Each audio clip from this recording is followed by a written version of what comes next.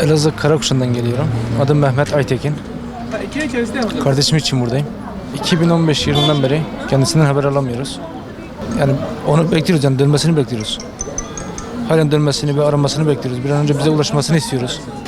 İstanbul Esenyurt'tan 24 yaşındaydı giderken. Yani yanlış arkadaş tercihiydi bu.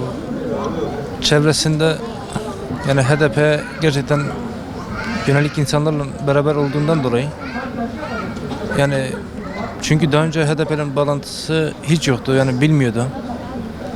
Kendi işinde gücünde bir insandı ama bir anda bir ay içerisinde değişti, yani bir ay içerisinde kendisini kaybetti yani. HDP binasına ben İstanbul'dayken gittim. Yani bana detaylı bir bilgi verilmedi. 4 ay sonra kendisi arayacak size dedi. 4 ay sonra gerçekten aradı beni. Daha sonra da öğrendik ki Kobani'de olduğunu öğrendik. Evet, askeriyeden zaten aranıyordu.